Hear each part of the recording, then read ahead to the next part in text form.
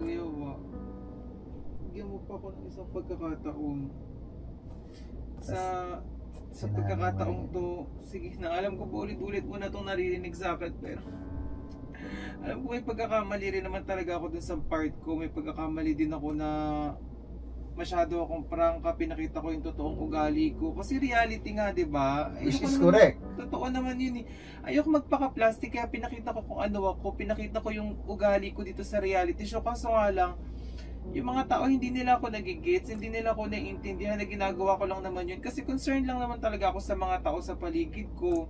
Oo, siguro may mga time na talagang hindi nila naiintindihan, nagagalit sila sa akin, na may misunderstand nila ako. Kung gano'n, tinatanggap ko yun. Tinatanggap ko yun. Kaya nga nung sabi mo, sa mga nakikita mong comments, puro na lang ako. Sige, ganito. Kung totoong concern ka, kasi nga, pinaglalaban mo pa rin na may sinasabi si Bel, concern ka kay la mama.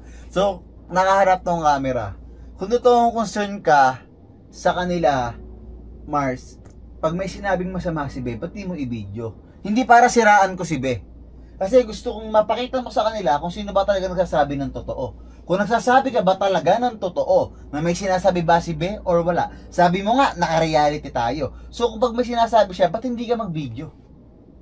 Para ipakita sa amin lahat. O, totoo sinasabi ko, ito sinabi ni Be. O. Pinipigilan kasi ako ni Be mag-video pag mga ganun. Sinasabi niya, dapat hindi ako magbi-video ng sarili kasi yung mga video lang na pang reality talaga yung dapat ilalabas sa social media. Ano naman magagawa ko, di ba? Sinusunod ko lang naman siya. Naintindihan ko na... So sige, so ngayon magpapahinga ka na muna. Kuya, hindi.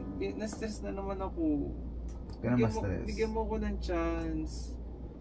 Ito naman dito tayo sa...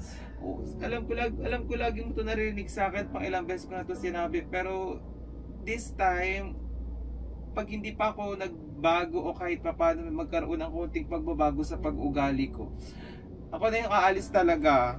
Hindi na ako yung... Sure ka dyan? Oo, sure ako dito.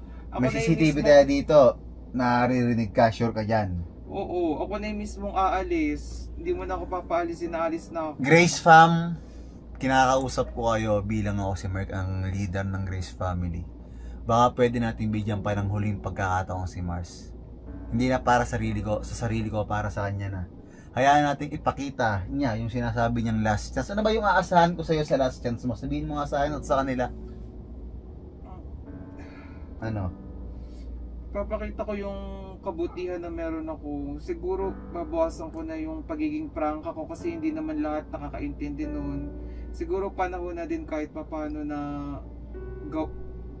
magkaroon ako ng filter sa mga sinasabi ko, sa mga bagay na ang prangka kasi, Mars, ang prangka maganda siya eh, pero meron siyang advantage at disadvantage. Ang pagiging prangka is hindi ka plastic, so advantage siya. Pero ang disadvantage, ang disadvantage kasi pag sinabi mo siya directly sa isang tao, syempre hindi mo lang kung may pinadaanan ba siya sa buhay, kung nararamdaman niya, so yun yung disadvantage. So siguro okay yung pagiging prangka, pero pag may napasan siya sa isang tao, wag mo agad sabihin, pakita mo okay ba siya, ba mamaya meron siya pinagdadaanan, good mood ba siya, sabihin mo siya in a nice way, hindi sa maayos na paraan. So ngayon, pagbibigyan kita, huli na to, okay?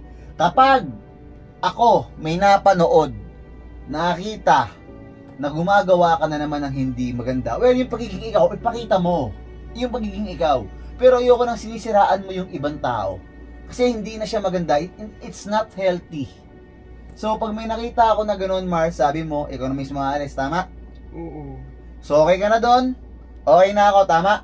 Oo. Promise mo yan? Okay, good night. Okay na tayo ha, nagkasundo na tayo. Thank you, kuya. Sige, matulog ka na.